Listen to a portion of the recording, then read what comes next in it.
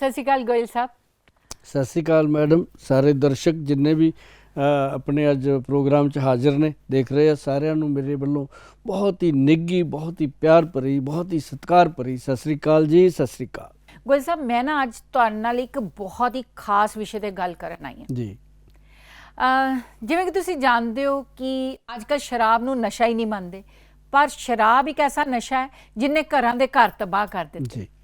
तुहाडे कोल तां बहुत सारे लोग आंदे होने हैं, तुहाडे नाल उन्हां दा राबता भी पैंदा है, ते मैनूं ये दसो कि शराब पीण दी शुरुआत किवें हुंदी है ते उस तों छुटकारा किवें पाया जा सकदा है? बिल्कुल मैडम, तुहाडा जिहड़ा सवाल है ये वाजिब है। एक बड़ी चीज़ मैं तुहानूं दस्सण जा रहा कि शराब पीण दी शुरुआत कित्थों हुंदी है। जी, शुरुआत हुंदी है यंग एज दे विच, जदों एक ना मैट्रिक का टाइम हुंदा है कि आपां मैट्रिक के पेपर दे दिते, बच्चे 2-3-4 महीने लिए फ्री हो गए जी।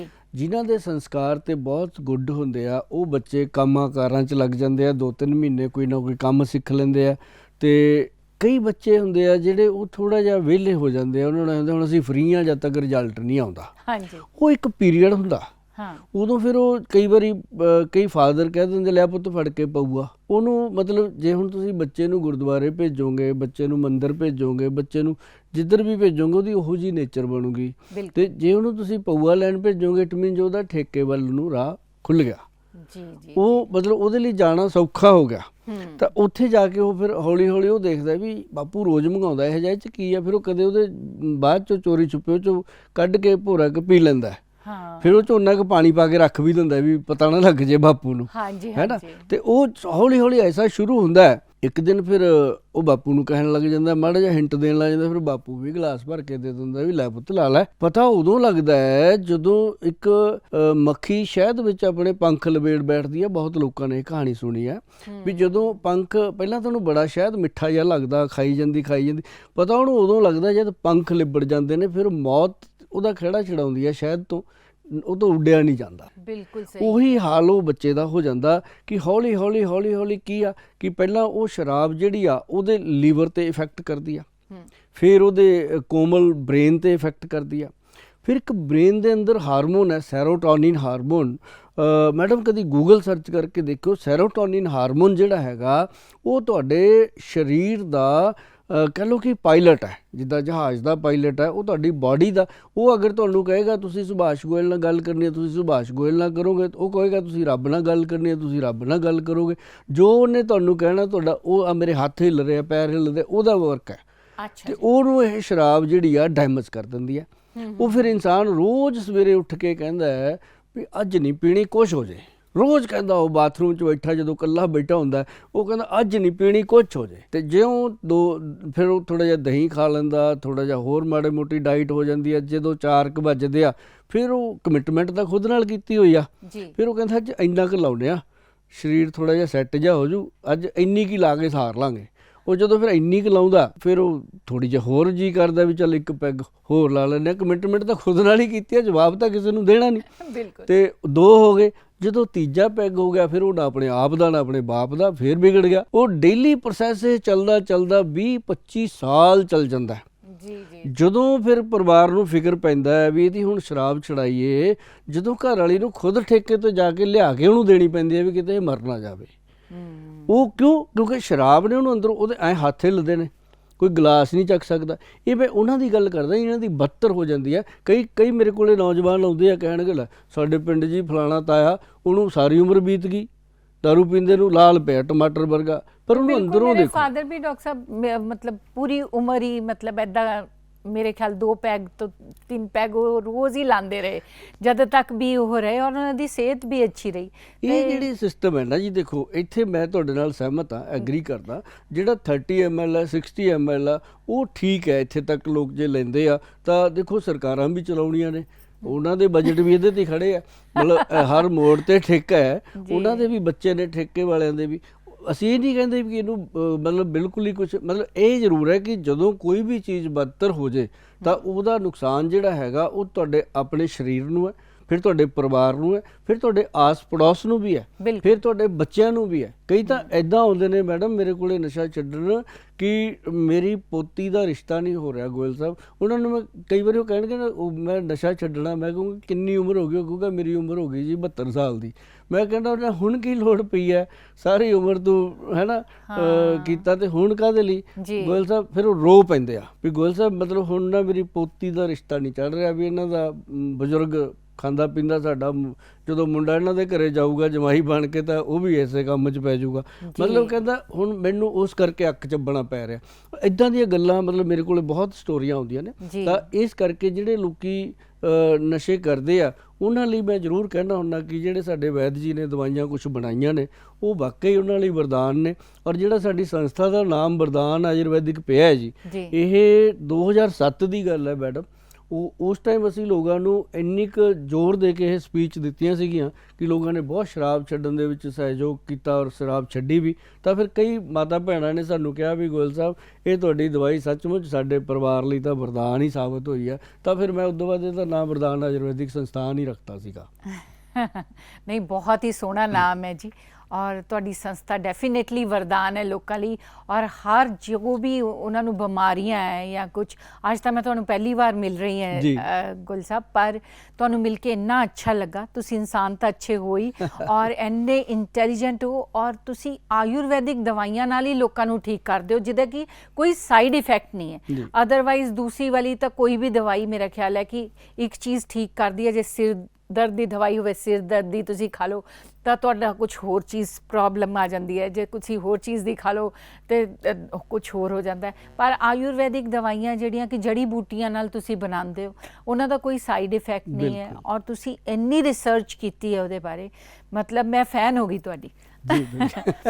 ਤੇ ਬਾਕੀ ਤੁਸੀਂ ਜਿਵੇਂ ਕਿ ਕਿਹਾ ਕਿ ਸ਼ਰਾਬ ਦੀ ਸ਼ੁਰੂਆਤ ਤਕਰੀਬਨ ਘਰੋਂ ਹੀ ਹੁੰਦੀ ਹੈ, ਆਪਣੇ ਫਾਦਰ ਤੋਂ ਜਾਂ ਆਪਣੇ ਵੱਡੇ ਭਰਾ ਤੋਂ, ਜਾਂ ਜਦੋਂ ਉਹਨਾਂ ਨੂੰ ਕਿਹਾ ਜਾਂਦਾ ਹੈ ਕਿ ਜਾਓ ਜਾ ਕੇ ਲੈ ਕੇ ਆਓ, ਔਰ ਫਿਰ ਉਹੀ ਹੋ ਜਾਂਦਾ ਕਿ ਮੱਖੀ ਨੇ ਜਿਹੜੇ ਸ਼ਹਿਰ 'ਚ ਆਪਣੇ ਪਰ ਡੁਬੋਤੇ ਔਰ ਉਸ ਤੋਂ ਬਾਅਦ ਫਿਰ ਤਾਂ ਖਤਮ ਹੀ ਹੈ।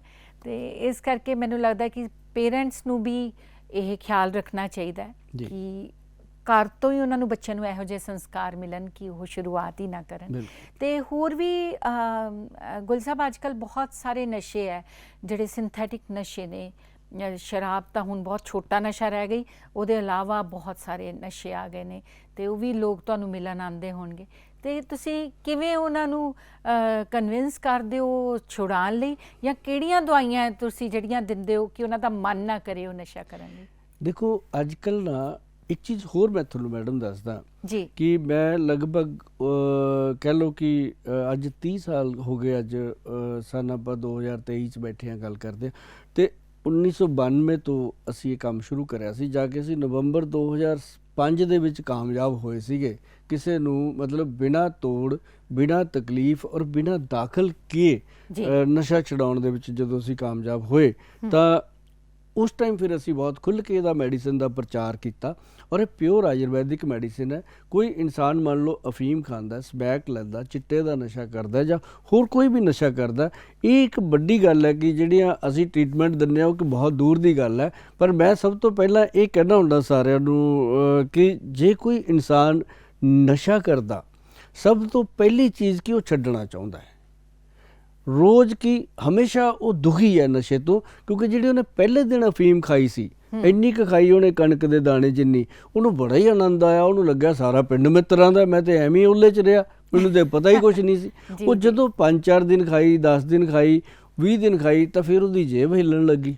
ਜੇਬ ਹਿੱਲਣ ਲੱਗਦੀ, 2 ਕੁ ਮਹੀਨੇ ਨਿਕਲ ਗਏ, ਫਿਰ ਘਰ ਦਾ ਵੀ ਸਮਾਨ ਹਿੱਲਣ ਲੱਗਾ। ਅਤੇ ਫਿਰ ਉਹਨੂੰ ਫਿਕਰ ਪਿਆ ਵੀ ਆਹ ਕੀ ਹੋ ਗਿਆ, ਮੈਂ ਤਾਂ ਫਸ ਗਿਆ। ਅਤੇ ਫਿਰ ਉਹ ਛੱਡਣ ਤੁਰਦਾ ਔਰ ਡੇਲੀ ਉਹਨੂੰ ਫਿਰ ਉਹ ਨਸ਼ਾ ਨਹੀਂ ਹੁੰਦਾ ਉਸ ਚੀਜ਼ ਦਾ, ਉਹ ਨਸ਼ੇ ਦੀ ਜਗ੍ਹਾ ਉਹਨੂੰ ਬਾਡੀ ਨੂੰ ਚਲਾਉਣ ਵਾਸਤੇ ਜਿਵੇਂ ਗੱਡੀ 'ਚ ਤੇਲ ਪੈਂਦਾ ਉਵੇਂ ਉਹਨੂੰ ਥੋੜ੍ਹਾ ਜਿਹਾ ਖਾ ਕੇ ਤੁਰਨਾ ਪੈਂਦਾ ਵੀ ਮੈਂ ਕਿੱਧਰ ਜਾਵਾਂ ਅਤੇ ਕੀ ਕਰਾਂ। ਅਤੇ ਉਹ ਡੇਲੀ ਉਹਦਾ ਉਹ ਪ੍ਰੋਸੈਸ ਚੱਲਦਾ ਰਹਿੰਦਾ।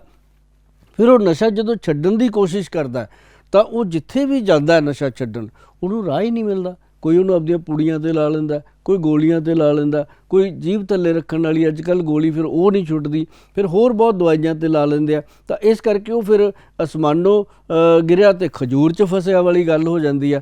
ਉਹਨਾਂ ਵਾਸਤੇ ਜਿਹੜਾ ਇਹ ਵਰਦਾਨ ਆਯੁਰਵੈਦਿਕ ਸੈਂਟਰ ਤੇ ਪ੍ਰੋਡਕਟ ਬਣਦੇ ਆ, ਮੈਂ ਤੁਹਾਨੂੰ ਇੱਕ ਚੀਜ਼ ਦੱਸਦਾ ਮੈਡਮ ਜੀ, ਬਹੁਤ ਹੀ ਸਪੈਸ਼ਲ ਪ੍ਰੋਡਕਟ ਬਣਾਇਆ ਹੋਇਆ ਸੀ। ਇਹਦਾ ਨਾਂ ਵੀ ਅਸੀਂ ਰੱਖਿਆ ਗੱਭਰੂ ਪਾਊਡਰ।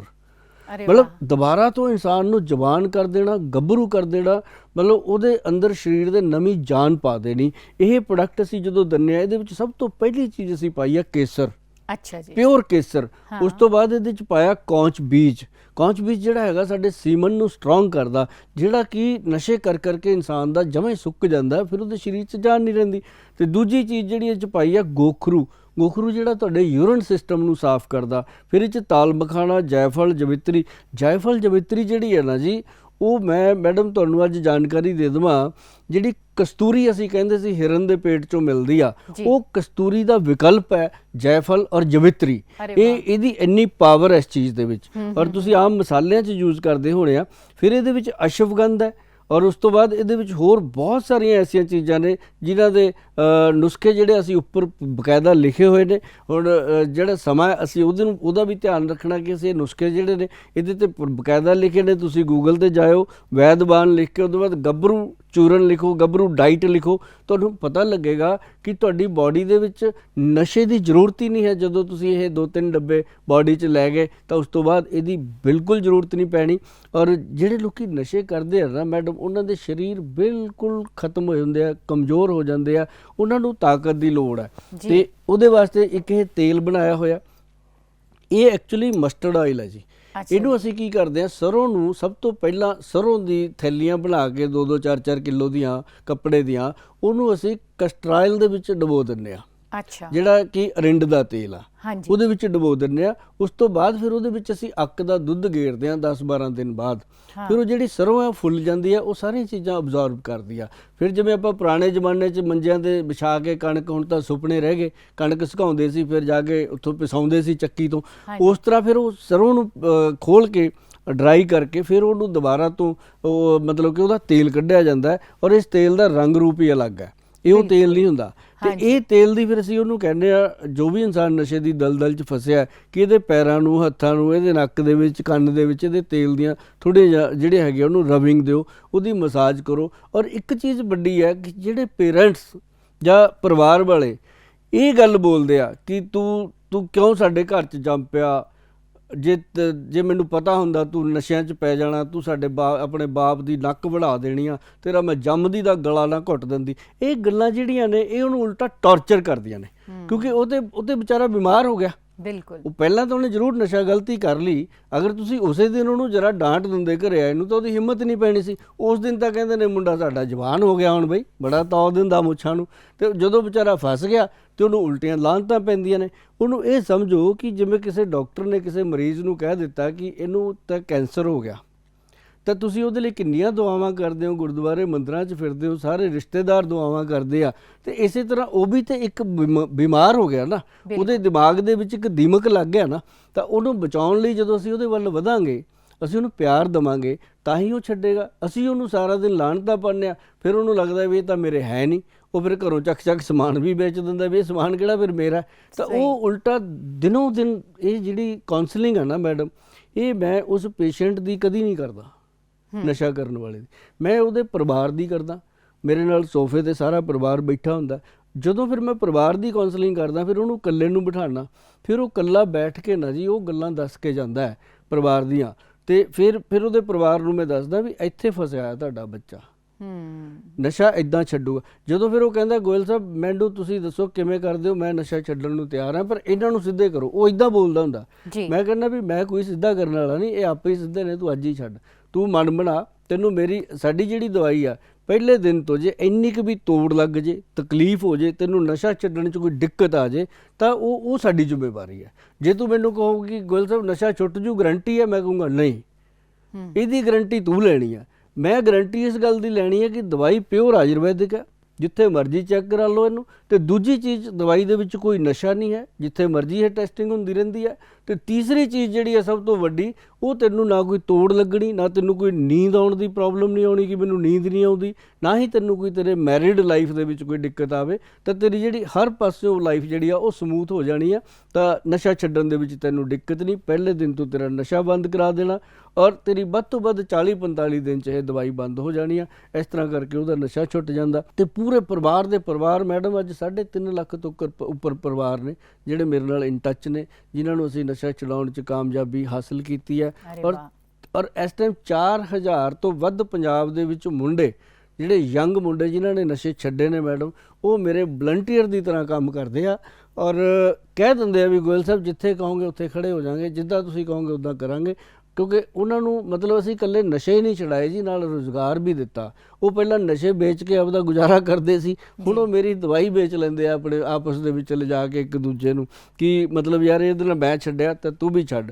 ਮਤਲਬ ਇੱਕ ਦੂਜੇ ਦੀ ਹੁਣ ਉਹ ਹੈਲਪ ਹੋਣ ਲੱਗ ਗਈ ਕਿ ਜਿੱਥੇ ਉਹ ਨਸ਼ਾ ਆਦਾਨ ਪ੍ਰਦਾਨ ਕਰਦੇ ਸੀ, ਹੁਣ ਉਹ ਮੈਡੀਸਨ ਦੇ ਥਰੂ ਆਪਣੇ ਆਪ ਨੂੰ ਬਚਾਉਣ ਦੀ ਕੋਸ਼ਿਸ਼ ਕਰਦੇ ਨੇ। ਇਹ ਇੱਕ ਬਹੁਤ ਵੱਡਾ ਬਾਬਾ ਜੀ ਦਾ ਆਸ਼ੀਰਵਾਦ ਸਾਡੇ ਤੇ ਹੈਗਾ, ਮਿਲਿਆ ਸਾਨੂੰ, ਔਰ ਅਸੀਂ ਉਹਦਾ ਸ਼ੁਕਰਾਨਾ ਕਰਦੇ ਹਾਂ। ਦੁਨੀਆ ਦੇ ਵਿੱਚ ਜਿਹੜਾ ਵੀ ਆਇਆ ਉਹਨੇ ਜਾਣਾ, ਨਸ਼ੇ ਵੇਚਣ ਵਾਲਿਆਂ ਨੇ ਵੀ ਜਾਣਾ, ਸਾਡੇ ਵਰਗਿਆਂ ਨੇ ਛੁਡਾਉਣ ਵਾਲਿਆਂ ਨੇ ਵੀ ਜਾਣਾ, ਤੁਹਾਡੇ ਵਰਗਿਆਂ ਨੇ ਕਰਨ ਵਾਲਿਆਂ ਨੇ ਵੀ ਜਾਣਾ। ਜ਼ਿੰਦਗੀ ਬਹੁਤ ਖੂਬਸੂਰਤ ਹੈ ਦੋਸਤੋ, ਅਗਰ ਇਹਨੂੰ ਚੰਗੀ ਤਰ੍ਹਾਂ ਜਿਉਣਾ ਚਾਹੁੰਦੇ ਹੋ ਤਾਂ ਇੱਕ ਵਾਰ ਡਿਸੀਜ਼ਨ ਲੈਣ ਦੀ ਲੋੜ ਹੈ। ਇੱਕ ਵਾਰ ਡਿਸੀਜ਼ਨ ਲੈ ਲਓ ਵੀ ਅੱਜ ਤੋਂ ਨਸ਼ਾ ਨਹੀਂ ਕਰਨਾ। ਕੋਈ ਇਹੋ ਜਿਹਾ ਇਨਸਾਨ ਨਹੀਂ ਜਿਹੜਾ ਡਿਸੀਜਨ ਲੈਣ ਤੋਂ ਬਾਅਦ ਕੋਈ ਉਹਨੂੰ ਪ੍ਰੋਬਲਮ ਆਈ ਹੋਵੇ, ਜਾਂ ਕਹਿ ਦਿੰਦੇ ਨੇ ਕਈ ਵੀ ਮੇਰੀ ਲੱਤ ਖੜ ਗਈ, ਬਾਂਹ ਖੜ ਗਈ, ਜੇ ਇਹੋ ਜਿਹਾ ਕੁਝ ਹੋਇਆ ਹੁੰਦਾ ਫਿਰ ਮੇਰੇ ਵਾਲੇ ਦਲ ਤਾਂ ਬਹੁਤ ਲੰਗੜੇ ਪਿੰਗਲੇ ਹੀ ਫਿਰਦੇ ਹੁੰਦੇ, ਕਿਉਂਕਿ ਇੰਨੇ ਲੋਕ ਛੁਡਾਏ ਨੇ। ਕੁਛ ਨਹੀਂ ਹੁੰਦਾ, ਬਿਲਕੁਲ ਬੋਝ ਨਾ ਪਾਓ।